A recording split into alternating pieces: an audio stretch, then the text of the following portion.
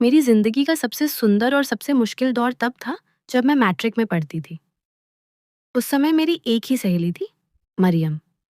हम दोनों एक ही गली में रहते थे। सुबह साथ स्कूल जाते, हंसते खेलते, दिल की बातें शेयर करते। बस यही हमारी दुनिया थी। स्कूल के आगे एक फौजी ट्रेनिंग सेंटर था। सुबह सुबह ढोल की थाप और जूतों की आवाज़ सुनाई देती। जब वर्दी वाले कैडेट लाइन में मार्च करते तो माहौल बदल जाता। मरियम अक्सर चुपचाप कहती, देखो ये लोग कितने मजबूत और बहादुर लगते हैं। काश मैं भी ऐसी दुनिया में रहती। मैं हंसकर कह देती, तेरे सपने भी बड़े अलग हैं। पर मुझे नहीं पता था कि उसके दिल में कोई खास लड़का बस गया है। वो लड़का था अदील खान। लंबा कद, साफ सुथरा रंग, आंखों में एक शान।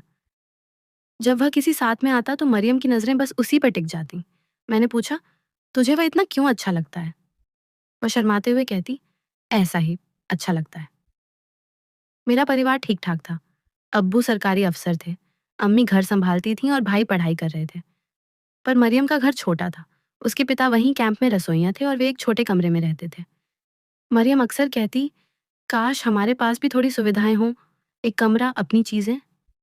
मैं उसे हौसला देती, देखना, तेरी किस्मत एक दिन बदल जाएगी। एक दिन ऐसा हुआ जो आज भी याद है। हम स्कूल जा रहे थे कि अदील हमारे पास से गुजरा। मरियम ने मुझसे आंखों में देखकर कहा, अगर तुमने सलाम नहीं किया तो मैं तुमसे बात नहीं करूंगी। मैं डर के मुंह बोली, पागल हुई क्या? ये क्या है? पर वह जिद पर रही। आखिर मैंने हिम्मत करके अदील को सलाम कहा। वह रुककर मुझे देखकर मुस्कुरा गया और आगे चला गया। मरियम खुश होकर झूम उठी, जैसे उसने बड़ी जीत हासिल कर ली हो।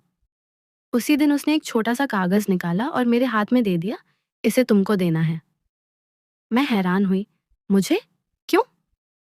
वह हंसी। जब अदील लौटा तो मैंने झिझक कर वह नोट उसे दे दिया। उसने उसे पढ़ा और रख लिया। अगले दिन भी वही हुआ। अदील ने मुझे सीधे हाथ में एक और कागज दिया। मरियम की मुस्कुराहट गुस्से में बदल गई।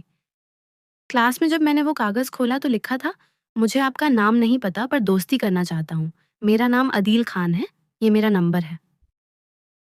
मेरा दिल तेजी से धड़क रहा था। मैंने मरियम को देखा, उसके चेहरे पर खटास थी। शाम को रास्ते में अदील फिर मिला और बोला, आपने जवाब नहीं दिया। मैं घबराई और बोली, फोन पर बात कर लेंगे। मरियम ने तुरंत मेरा फोन उसका नंबर डाला और मैं उससे बात करने लगी। अदील ने कहा, मुझे पता था तुम कॉल करोगी। ऐसे हमारी बातचीत शुरू हुई। पार्क में मिलना, छोटी छोटी बातें, सपने और वादे। वह अक्सर कहता, मेरी ट्रेनिंग खत्म होते ही मैं तुम्हारे घर आ जाऊंगा। मेरा मकसद साफ है, मैं तुम्हें अपनी जिंदगी में लेना चाहता हूँ। उसकी बातों से दिल को सुकून मिलता। पर किस्मत कुछ और ही कर गई। एक दिन अब्बू को दिल का दौरा पड़ा। हम सब बहुत डर कर कराची चले गए, जहाँ मेरे ताया डॉक्टर थे। अस्पताल का एक महीना कट गया।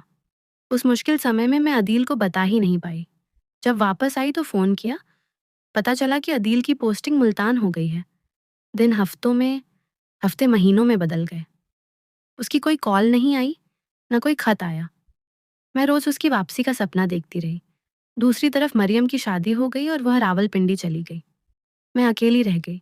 अब्बू चाहते थे मेरी शादी हो जाए, पर मैंने मना कर दिया। मैं किसी का इंतजार कर रही हूँ। अब्बू चुप हो जाते, पर उनकी आंखों में चिंता रहती।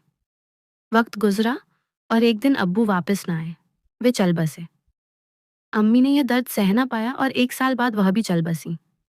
मैं पूरी तरह अकेली रह गई। मेरे भाई अपनी जिंदगी बस गए। मैं लेक्चरर बन गई और मुश्त मरी। हॉस्टल में रहने लगी। रातों को तकिए पर सिर रखकर अक्सर आंसू बहते। दिल कहता, काश वह लौट आए, काश ये जुदाई खत्म हो। पर वक्त रुकता नहीं।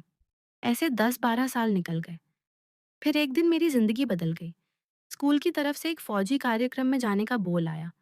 मैं हॉल में बैठी थी कि अचानक मेरी नज़र एक जान पहचान वाले चेहरे पर अटकी। वही कद, वही आंखें, पर अब बालों में सफ़ेदी और चेहरे पर उम्र की लकीरें थीं। वह अदील ही था। मेरी सांस रुक सी गई। उसने भी मुझे देखा और हॉल से बाहर चला गया। मैं उसके पीछे दौड़ी और रास्ते में उसे रोककर कहा, अदील, तुम कहाँ गए थे? मैंने सालों तुम्हारा इंतजार किया। वह रुक गया, पर उसकी आंखों में दर्द था। बोला, तुम्हारा पति कैसे हैं? मैं हैरान रह गई। मेरा पति? मेरी शादी तो नहीं हुई। वो परेशान होकर बोला, "मरियम ने मुझे कहा था कि तुमने शादी कर ली है और तुम दूसरे शहर चली गई हो। मैं 2 हफ्ते तक तुम्हारे घर गया। हर बार ताला लगा मिलता, फ़ोन भी नहीं उठते। मैंने सोचा तुमने मुझे भूल लिया है।" मेरे कदम लड़खड़ा गए। मैं रोते हुए बोली, "नहीं अदील, वह सब झूठ था। हम अब्बू के इलाज के लिए कराची गए थे और मैंने कभी तुम्हारे इंतज़ार में शादी नहीं की।" अदील की आँखों में आँसू आ गए। उसने कहा, "मैंने भी शादी नहीं की। मेरे दिल में आज भी सिर्फ़ तुम ही हो।" वो पल मेरी ज़िंदगी का सबसे कीमती पल था। वर्षों के बाद किस्मत ने हमें मिला दिया। कुछ ही दिनों में हमारी शादी हो गई। आज मैं मिसेज़ अदील हूँ और खुशनसीब महसूस करती हूँ। पर दिल के अंदर एक ज़ख्म अभी भी है। मरियम तो जिसे मैं अपनी सच्ची बहन समझती थी, उसी ने मुझे धोखा दिया। कुछ साल पहले खबर मिली कि वह कैंसर से चल बसी। मैंने उसके लिए बुरा नहीं सोचा, पर दिल कहता है, ईश्वर की मर्यादा चुप रहती है।